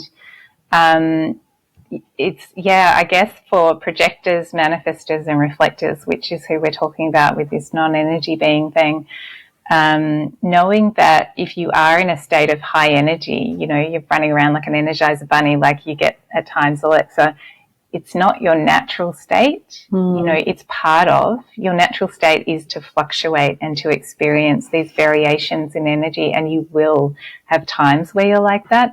But it's really important to know you're not supposed to be like that all the time, because I think that's where people really beat themselves down. And then suddenly they're, I mean, I've had, you know, clients come to me for coaching who are like, I'm so burnt out, I've got adrenal fatigue, I've got chronic fatigue, I've got all this stuff wrong with me. And I start explaining their human design and how their sacral is open and how that works. And they're just like, oh, you know, that's actually, oh, wow, it's normal for me. Not to think that there's anything wrong with you if you're not in a high energized state. Yeah. And there's levels to it too, because I feel like I've had that awareness for at least the last, you know, year or so. And it has helped me a lot, because I guess now I don't feel as guilty as I used to when I take some time. Rest. But then it just goes deeper, because now I'm doing, you know, I'm learning a lot about the nervous system and parts and how that whole thing works. And now what I've realized is a lot of it is now, like, I can see where it stems from, you know, the way I've been raised, and particularly like my relationship with my dad. My dad's a generator. He's always been a really hard worker, and that's one of the main forms of like love and praise that I've gotten from my dad is when I work hard, you know. So it's just interesting to go through the layers, but again, just knowing, like, coming back to I'm not designed to operate that way, which I'm very aware of. But it can be still challenging at times. And I always think too with Isaac, it's like a double whammy because he's also got his root defined. So sacral and root, and that's that pressure center, like this, you got to get things done. And, and I have to constantly remind myself that, again, like, is this my energy? Do I need to be doing this? Yeah. Yeah. Great. I love the self-awareness. Yeah. Yeah. Yeah. What about so on my chart, I have an open head. Like I have the ajna and is it the crown? Both ajna and head open. Yeah. Yeah. That's really common. I have that too. I think, so what I love about this combination is that we're really open-minded and open to different perspectives and angles and ways of thinking about the world. So we can use this as a gift to be exactly that, to kind of remember to not get fixed on one sort of opinion or way of looking at things, to step back and look at the alternative and play around with different ideas and different perspectives before we make up our mind about something. Yeah. And I will say too, with the open ajna, one thing that comes up quite a lot in readings is when you've got definition in that center, there's generally, I like to think of it as a big filing cabinet. And so those people with definition in the mind or the ajna, which is that second center down, they are usually quite good at remembering things and categorizing information. It's almost like their brain is this filing cabinet. If, my uncle, for example, can tell you who won every cricket game in 1976 and who hit a six and, just like pull out those facts and figures and information. And I've just always been like in one ear, out the other kind of Unless it's something I really focus and study on and want to learn, then in an embodied way, other stuff just comes and goes, and I can watch a movie and not remember and rewatch it, or I can, listen to stuff and I'm like, oh, I wish I could retain all that information, but generally there's not so much the capacity for retention. Yeah. And that's okay. Yeah. Yeah. I was definitely conditioned in that area. I can look back now, and I was very much like, I thought if I knew something, like I knew it, and I'd be really stubborn about it. And I just naturally shifted out of that kind of as I got old, not just as I got older, but I guess, in the last sort of 4 or 5 years, just with everything that's sort of happened in the world and things that have come to light, like I've just naturally shifted into this more fluid way of thinking, but being okay with that, like being okay with not knowing, like that was a big shift for me. And that's I think very commonly we can see that that's the conditioning of the open ajna, is that when they feel this need to know everything, like that's not, it's very clear that and now it's like, I actually love it. Like I say, like I love, there's things that I think we'll never know, and like the shape of the earth and what's actually out in the cosmos, and like I'm okay with that. Like I love not knowing. It's like the wonder of it all. Yeah, I know that's a whole nother rabbit hole, isn't it? But I'm with you. I actually am totally fine with not knowing. Yeah. It's interesting too to think about, like, the work of Carol Dweck with the fixed and growth mindset when we're talking about the head and ajna is an interesting one, because she defines those two types, and that you can develop and yourself into more of a growth mindset person. And there can be tendencies with definition in the head and ajna to be a little bit more fixed in opinions, beliefs, in knowing. And that is actually the design. You're designed to be an inspiration and to hold this sense of knowing and of certainty. So I want to say that it's not, that's completely wrong or bad, or there's nothing wrong or bad about that. That's your design, and there's gifts that come with that. And those people with that definition who are working sort of in the light, if you want to say that, or teaching something amazing to humanity at the moment, and they have that fixed point of view, oh my gosh, don't we need them? Like, that's very, very powerful. And they're making a huge difference. But there can be sometimes, if they're sort of on a different path, on a path that's perhaps potentially harmful to them, and they're quite like fixed-minded about it, it can be a little bit more challenging for people with that definition to untangle some of those fixed beliefs and rework it. So providing those people with the evidence, with enough evidence that their minds can get their head around it and go, oh, okay, I can see that I need to sort of change my mind around that thinking is really helpful. Yeah. Whereas, those of us with the openness, we're just a bit more fluid in that way. Yeah. And conditioning works both ways, because my mum's got a defined ajna, and I actually just was talking to her recently about this, and I said, I don't even know how it came up, but I actually said to her, because I said having a defined ajna, you have a more fixed way of thinking. You're more fixed in your thoughts and beliefs and the things that you know. And she was like, oh, like she thought it was a bad thing. She was like, but isn't that bad? And I was like, no, you're meant to have that. Like, you're meant to. And because she's then got her ajna connected to her throat, I was like, you're literally here to speak your mind. Like, that's what you're here to do. Yeah. And even just that, because I think she was like, oh, like she was like, oh, really? And I was like, yeah, so you should, like, and again, these positions that she's ended up in, when she's like, doing her little, forming her activist groups. And I was like, that's what you're here to do. Like, you're here, like, and I said, isn't it very clear? Look at these things that you always end up in, because you are actually here to speak your mind and relay that to others. And then I said to her, like, you can, because she's changed her mind about a lot of things over the years, but it does take her more time. So that's why I was like, you can change your mind about things. It just may take you a little more time. So it's not that you're completely fixed and you can like never change your mind about anything. It's just that you're going to tend to be more fixed in that area, but that's okay.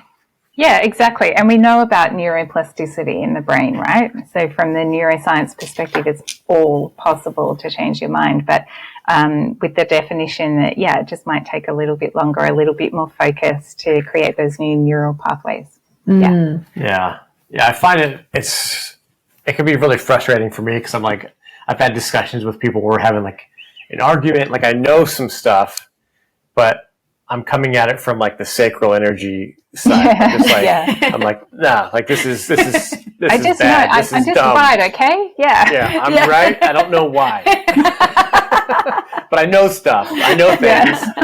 And it's like, it's so frustrating, because I'm like, someone will bring up a good point. I'm like, that's a good point, but you're still wrong.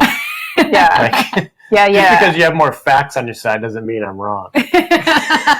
I hear you. I'm not a good debater at all. I just have a really strong intuitive sense of what's right and wrong to me, and I don't debating, forget it. But I'm a really good researcher, and I think that's part of like when I do take in all this information. I can take in a lot of information from a lot of different angles when I go out and search for the answers. And if I'm fresh on it, then I'm locked and loaded, and I can just all the facts. But my strength is more in seeking answers and looking and being curious. Yes. And that's my wheelhouse. Yeah. Me telling other people all the things I know is not really my wheelhouse. It's more just for my own satisfaction. Yeah. And I think that's why it's so important to be around people that, whatever it is that they think or that they say, it resonates as truth for you. Because again, like I often think about this with the open ajna, or the open head and open ajna, because most people have that, is that to take in that energy and amplify it can be a really powerful thing if you're taking that in from someone that is, speaking truth. They know a lot about particular subjects or topics that are very beneficial for others to know. We can take that and amplify it. But if you're around people that are, if you're taking on thought forms that are, not beneficial or harmful in some way, it can actually be quite detrimental. And I think we've seen that again collectively especially over the last few years, is how people can take on a thought form and amplify it and project it onto others. Yeah, that's You're really detrimental. Yeah. Oh, 100%. We've seen the dark side of that situation on steroids. Yeah. And there's still a bunch of cults out there doing that. Yeah. Yep, totally. So do you want to also, Anita, go over, we won't go over all of them because there's 64 of them, but just an overview of the gates. So for people that are wondering what the numbers are in their centers throughout the chart and what, where they come from and what they mean. Yeah, so when you're looking at your chart, you'll notice that there's a whole bunch of little numbers within those centers that we just talked about, the energetic centers. So there's 64 and they come from the Chinese I Ching. So we talked about this combination in episode 1 being, astrology, the Chinese I Ching, the chakra system. And each of these, in human design, the term that we use is a gate. But I like to think of a gate really as a gift. So each of these numbers has a particular theme to it. And there really is no good or bad, right or wrong with any of these. If you have a gate defined, you can see in this chart here that Isaac's pulled up, the gate will be like a little red highlighted circle on your chart. And these can be highlighted in your open centers, which are white, like this one, or in your defined centers. And so, they're the gates that you have defined. So they're like an energetic theme that you have in your design. And when you have one gate, or as you can see, these are called channels, these lines that run between centers. Now, if you've got one gate defined, but it doesn't follow through to the whole channel, that's what we call a hanging gate. You've just got that one. And if it runs through the entire channel, like this one here, you've got the whole channel defined. So there's an unbalanced expression or form of experiencing this energy. There's a lesson and a challenge within each. And then there's a higher expression of this gate or gift or energy.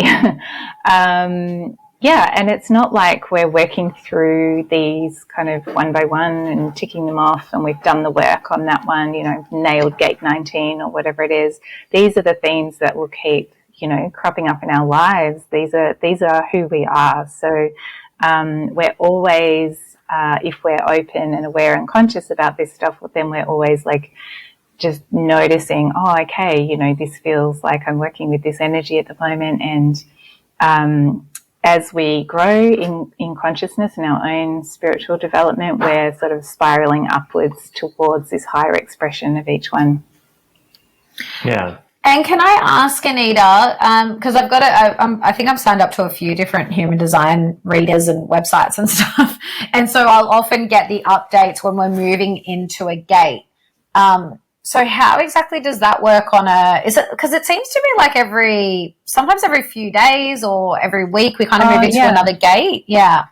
So this is not a part of human design that I work with. This is talking about transits. So this is about what's happening out in the cosmos and how it highlights different gates within our charts as the planets are moving. Yeah. So because I'm coming at this from a coach point of view and I'm helping people integrate this into their lives in a practical way to align to their purpose and their gifts, I'm working with the natal human design chart. But there's this whole other exciting area of human design, which is similar to astrology, where people are working with transits and how different gates in like the chart in general are being lit up at a certain time. It's so interesting because it's almost like, most people can relate to, astrological aspects and planets. We all know about Mercury retrograde and what happens there. And, there's certain energies that you can tap into. So it's just another interesting perspective because I often see the evals and I don't even know all my gates off the top of my head. So I don't know what's in, but it's basically where anyone can tap into that energy, but especially if you have that gate defined or you have a channel with that gate, it can one thing that one of my teachers used to say is we all have all of the chart. And so what she means by that is that depending on who we're around and depending on what's happening out there with the planetary transits and movements, we can literally experience all the aspects of the chart. Yeah, super interesting. And also with the gates, like knowing just when you've got a hanging gate or an activated gate, if you do know other people's, your partner or your family members, their human design, if you actually look at, if you ever have, two hanging gates that would connect if you were to overlay your chart. Make a channel together. Because I'm still learning, and I'm learning. Have you guys done that with your chart?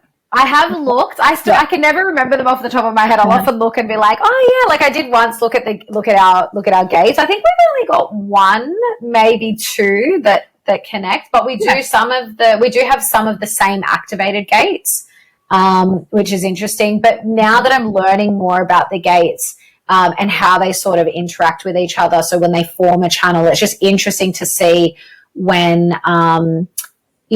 so if you've got an activated gate and then someone has the other part that creates the channel, I can see how people can naturally come together, because they will often bring this energy. When two of them come together, they'll bring a different energy. And I remember just like reading through some of them, and I was like, I wonder if, like, because I was reading about my activated gates, and I was like, I wonder if this person has this other, side that would form a channel because of what that energy brings. So and so you'll notice this in friendships all the time, where you kind of have this like spark between certain friends, and it could be that there's parts of your chart that are aligned and activating something together. Yeah, it's beautiful. And this is the thing about human design, is that it speaks to these dynamics between us all, which is so, so beautiful. Yeah, we should definitely do a synastry reading sometime.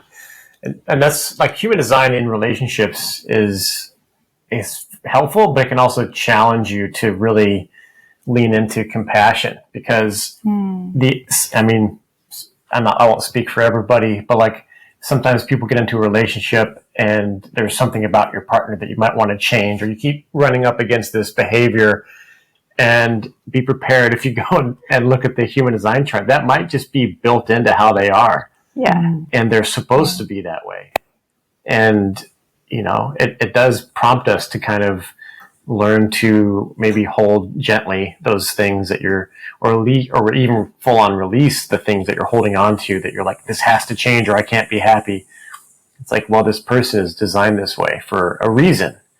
And then there's things that you can teach them on how to be the highest expression of those aspects as well. I mean, before I really knew this stuff, my partner's a manifester, and he would do things like just get up and leave. And we could be watching something together, and he'll be up, gone, or hear the keys jingle, the door slam, and the car start. And I'll be left sitting there watching a movie going, what? Where's he gone? And he will just be going to the shop to get something, but he didn't know about informing or...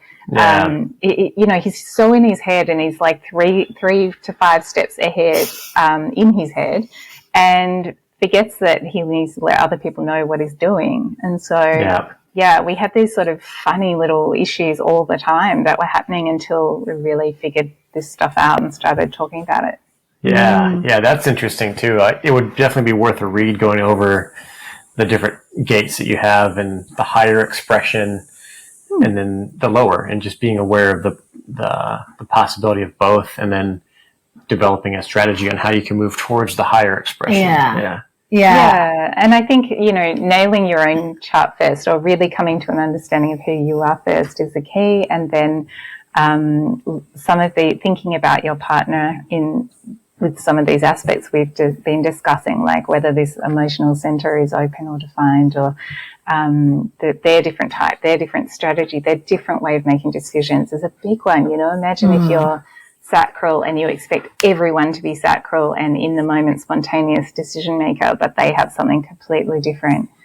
So these little things can just, as you said, bring compassion, bring understanding, bring patience to relationships and make them so much better when you understand. Actually, I just learned recently. So did you know with manifesting generators how you can tell whether they're more manifestor or more generator? Was it the 2034?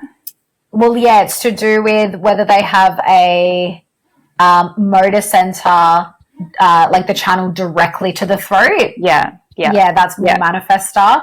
So I looked up Isaac has that, and I have that too. Yeah, there you go. And it's funny because as soon as I saw that, I was like, he definitely has that, like what you said about your husband, like he has that about him where he'll just do things without saying anything. And of course he's still a generator at heart, like at the core of it's he operates like a generator. But even just that is really helpful to know that he does have a bit of that manifestor energy where he will just go and do things without saying anything, which can be infuriating to me. Yeah. So it's called the pure manifesting generator when you have the 2034 channel, and it's the fastest, most powerful channel in the chart. So yeah, you and Isaac both have that, and that there can be this, we can be fast. We can, once we've made our minds up about something, it's like full steam ahead action stations. It's it's a really good one to know. Yeah. I was going to say that was also, I was like, okay, I'm glad I know that now. And again, it's just about awareness. It's not about trying to change anyone, but just awareness and communication is really important, because knowing that, it's kind of like you can kind of do, like for manifestors, which we discussed last time, it's really important to just inform people of what they're doing, no matter how big or small, so that they're not just kind of, going at it with this kind of steam train energy, just like going for it. So just knowing that, and just and even for Isaac, when I said to him, I said, "You're actually more manifesting." He's like, "I knew it." He was like, "I knew it." I also think of that channel as being like the unemployable, like we hate taking orders from other people. So it's a very powerful individual kind of energy. I can identify with that. I spent a lot of years as an employee, but the job I stayed with the longest, I just ran everything by myself. It was just like away from everyone else. I took, directions. I learned how to do the job, but then I was just in the oil field doing, this is my task. This is my thing. This is my little, I wouldn't say kingdom. It's more like my dojo. Your dojo. Yeah. I love it. And we quickly go through, we didn't do the profiles last time, did we? The profile lines? No, I don't think we did. So we can do a quick recap. So the profile are the two little numbers that you'll see. There's always two numbers with a slash in between, and they bring different energy to you and your personality. And I think of them as like how you go about your life. And so there's 1 to 6. They also come from the Chinese hexagram. And what profile are you guys, so that we can? I'm a 3-5, and I'm a 2-4. Oh, beautiful. Okay, and I'm a 4-6. So we've got some mix of things. Got almost all of them there. Yeah. We don't have a 1 here, but no. So ones are the investigators and the researchers and the ultra detailed people. They love going deep into things. And it's funny because 2 is named the hermit, but I almost think of 1s as more hermetic than 2s in a way. Like a bit, 1s just love being locked in a room, studying whatever they're studying, really into learning something at a really, really deep level. So they bring amazing gifts to the world. But is there anything else you want to say on 1s? No, not really. That pretty much. It's pretty self-explanatory. The investigator. I actually just did a reading for someone the other day, and she's an investigator. And she was taking notes. She's like, "That's so me. Yeah. Because she does. She loves, it's our friend, Annabelle. And she loves, like, I remember when we stayed with her, Isaac's like, I love your jumper. She had like a Tartaria jumper on. And that's what, when she's interested in something, she like dives in and she learns everything about it. Yeah. Yeah, they do that. Yeah, it's brilliant. And if you want, so I have a friend who's a one profile, and she's a clinical nutritionist, but she specializes in blood work analysis. She is the person, you know, if you want your blood stuff really looked at, she's like gets out the microscope or the magnifying glass, you know, just fine combs. Yeah. Love it. So, and then twos, called the natural or the hermit, and twos have some kind of natural talent that they're really good at, and they're almost so good that they take it for granted and think that everyone can do what they do.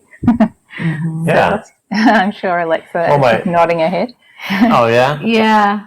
Oh, it's funny. I have a few, but I think my skill for, this probably relates to most of this. My skill for like, like my admin skills and like my organization and stuff like that is that definitely resonates, because it's one of the things that I expect everyone to be like that.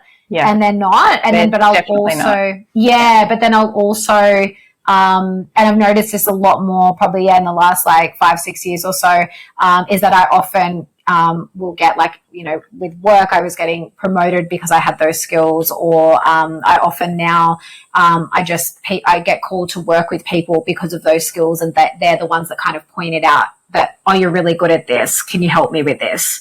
Yeah. So the way that you can recognize these hidden talents, or these because often twos find it hard to see within themselves what their talents are, but the way that you'll recognize it is what you get called out for, what people come to you for, what people come and ask you to do.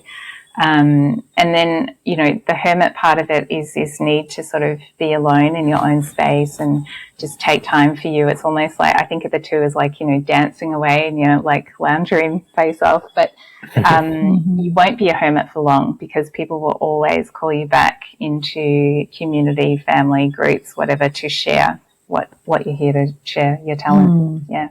And the two is pretty much always paired up. You often have your other number will be more of the extroverted part of your personality, right?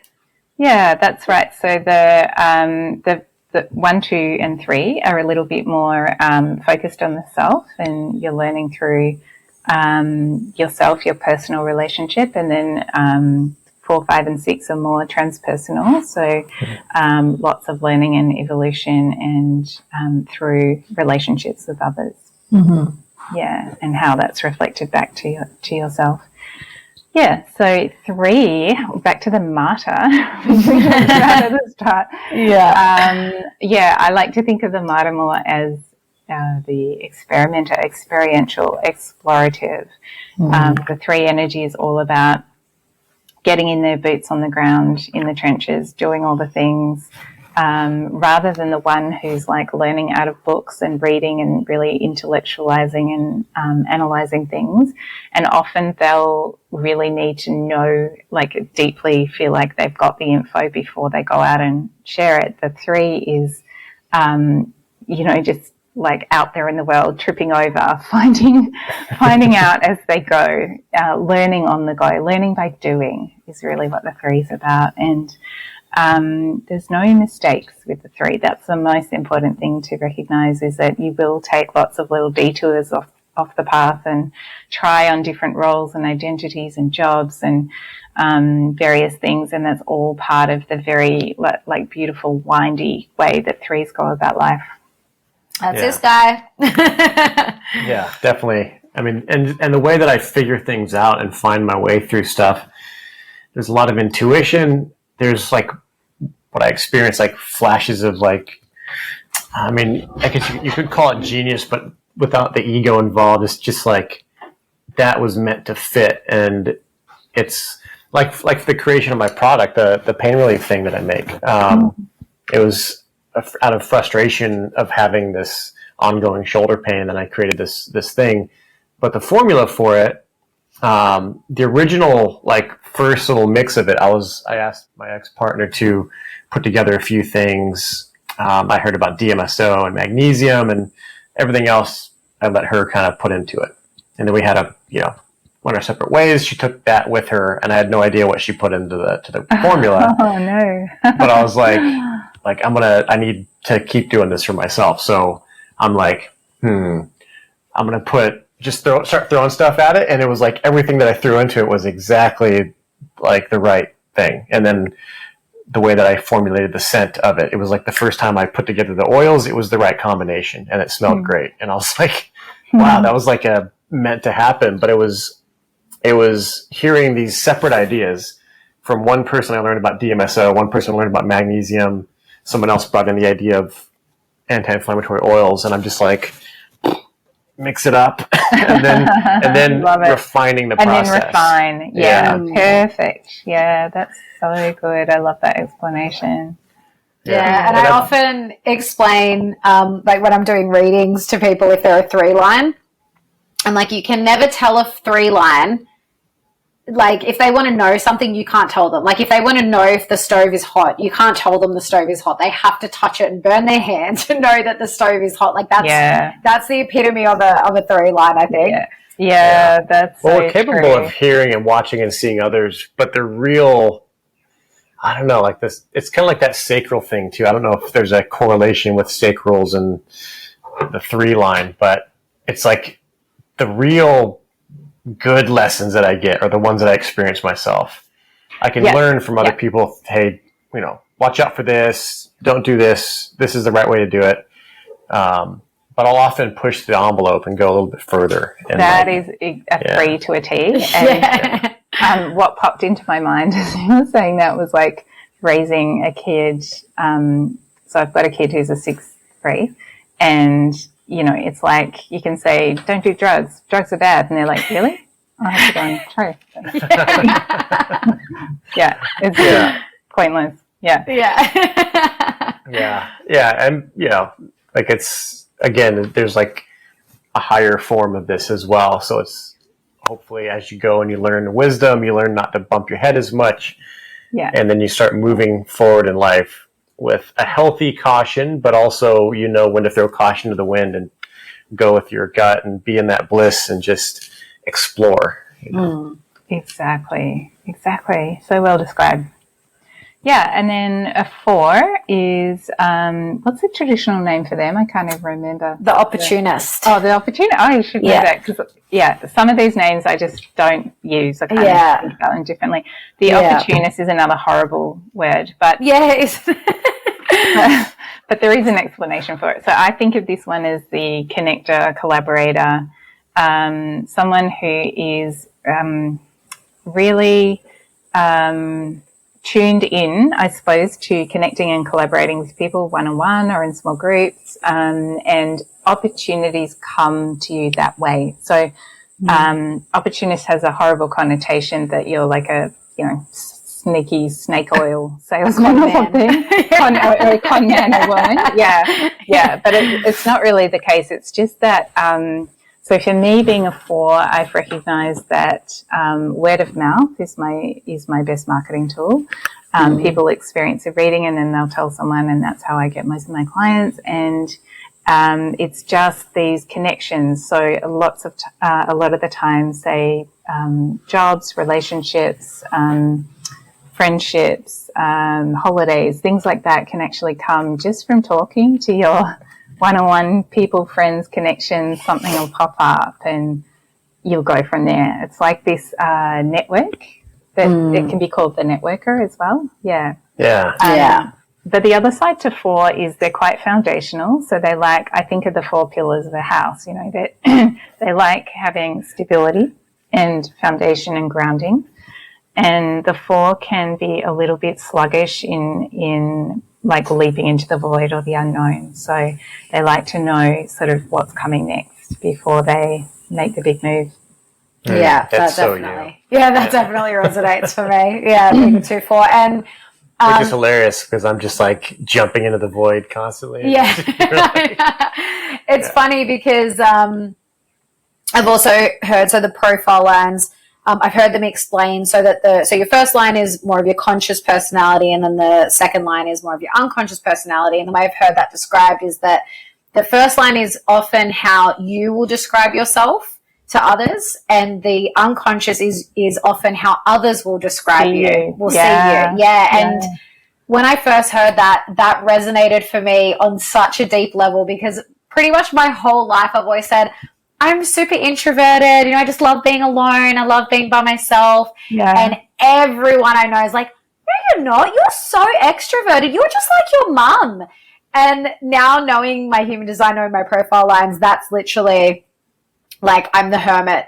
That true. Like, just loving my time alone, very much needing that. And again, that's how I would describe myself. But then that networking side of me, that social butterfly, because that's how other people describe me and see me, that's more that unconscious, and that's what a lot of people see of me out in the world. But when I'm at home, I'm a very different person. And the people that are closest to me know that.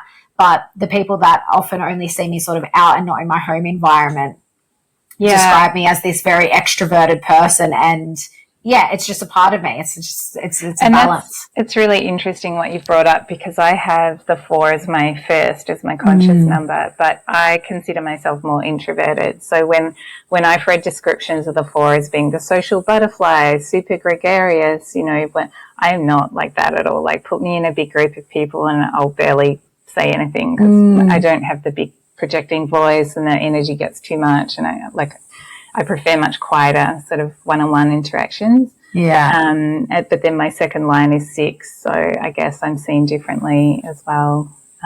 It's interesting to think about that. Yeah. Yeah. So the 5 is called the heretic, another goodie. And the 5, 5's a really interesting one, because, I forgot to say with the 2, but with the 5 particularly, we think about a projection field being involved with this profile, and the 2 has this a little bit as well. So by projection, I mean they can be prone to projecting on others, as well as others projecting on them. So there can be some pedestaling going on. People see you as, when you're a 5, you're a problem solver. You're somebody who people can, put on a pedestal and think will fix and solve all your problems.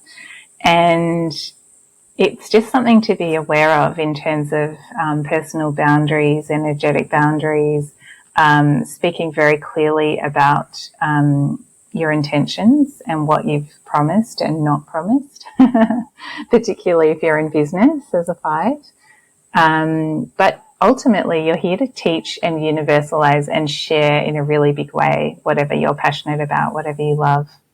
So 5s are often people, I know lots of 5s who are, an uncanny amount of 5s who are yoga teachers, for example. A lot of 5-1s, and healers and psychics as well.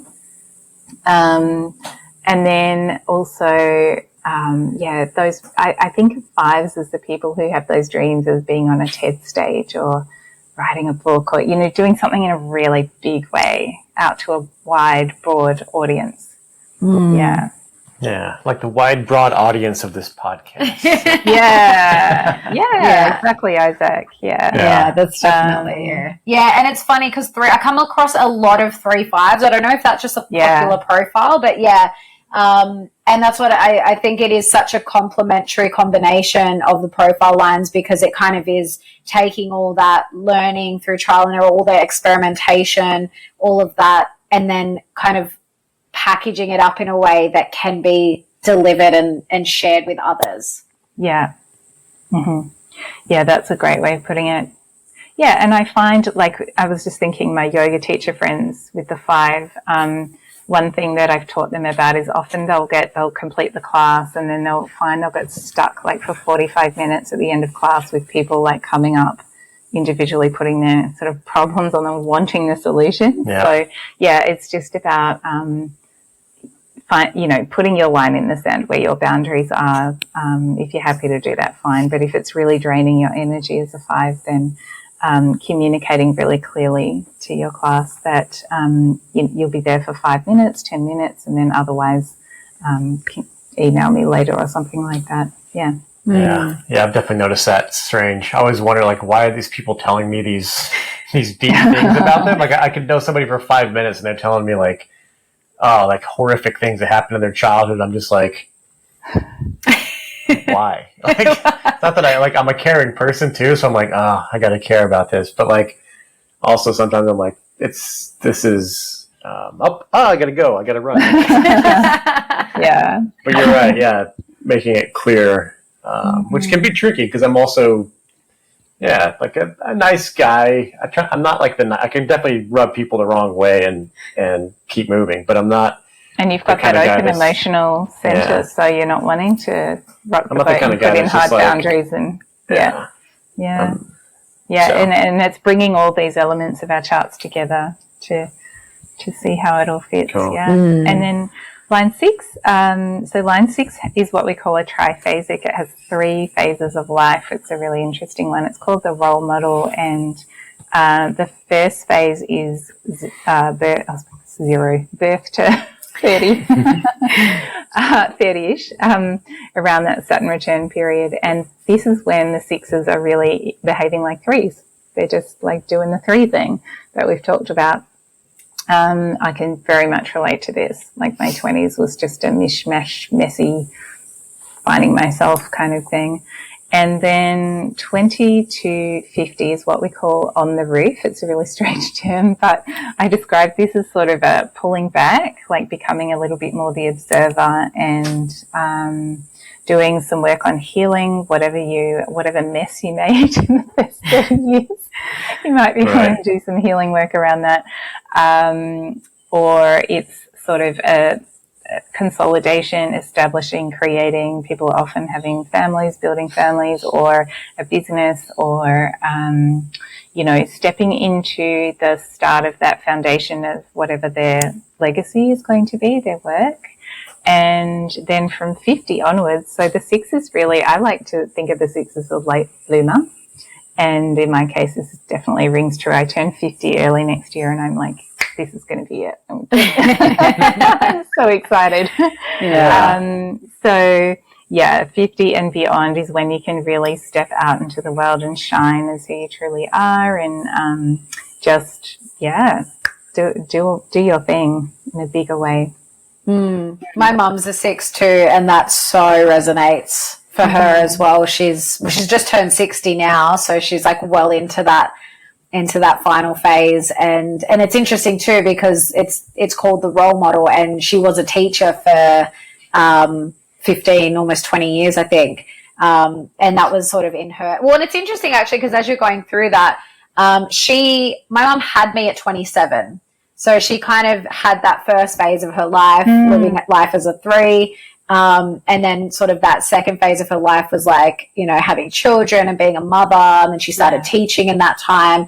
And now, in that final phase, it's interesting because she left the teaching profession. And she's really now stepped into who she really is. And it's really beautiful to see that because like you said, it's like that's your time to shine as a 6 line. Yeah. And you can definitely see it in her. That sounds beautiful. And it is about you just being you. That's what it is. It's not like 6s need to go out and share or universalize like the 5s and be suddenly this big famous kind of person in the world. It's literally you walking around the world, doing your thing, being fully you, and others cannot not take notice. Yeah. Yeah. Yeah, so true. That was a lot of negations in that sentence, but you know what I mean. Yeah, no, definitely, because it's funny. She's actually, just in the last year or so that she's kind of been like, oh, what am I here to do? Like, what is my purpose? And questioning. But I think that's what, like now she's just become a grandmother for the first time. And, we're planning on having kids soon. And that I think she feels is what she's here to do. And that's what, and again, I've said to her from a human design perspective, that's you being the role model. Like, you've been such an amazing mother, and now you're going to step into this grandmother role with all this wisdom and you know, and it is that's and in that's when who she really is has just shone through very naturally. Oh, I love it. An activist granny. It's the best. That's Best kind of granny. Oh yeah, she's great. Yeah, that's her. And just really quickly before we finish up, because again, we won't get into these because there's like, there's hundreds. There's a lot of 194 Incarnation Cross. Yeah, it is almost 200, and it's 11:11, so it's a good time to wrap up. Oh, perfect. Yeah, because this really speaks to your purpose, and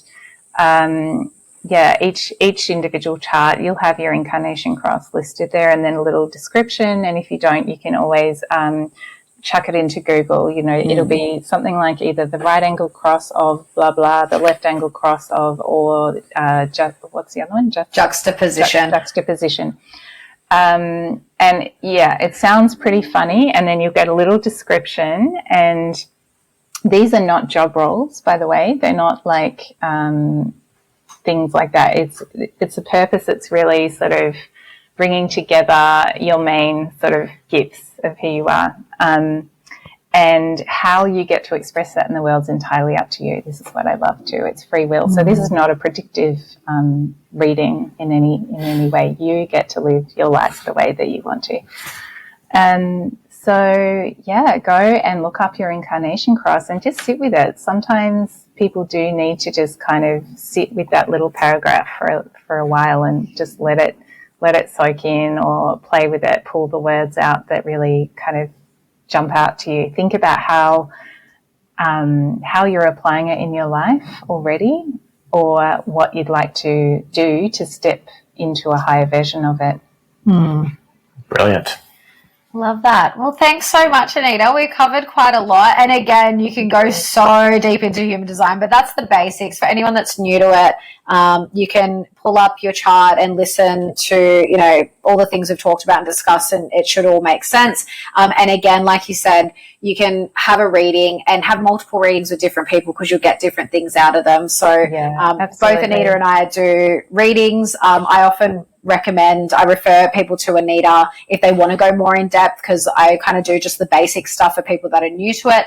But you go more into the astrology, and I've had a reading with you. I actually said to I was like, I need to listen back to that reading, because again, I look at my own chart a lot as I'm learning, but again, it's interesting to go back and hear other people describe your chart. It is. It's always good, and it's even good to have readings with different types. So you're a projector, I'm a manifesting generator. Like even the way that we go about it and explain it will be different as well. So So for people that do want to reach out to you, what are your details? How can they get in touch? Sure. Yeah. So on Instagram, I'm at Inner Awakening with Anita, and that's also the name of my podcast, Inner Awakening, which I'm excited to have you guys on soon. Yay!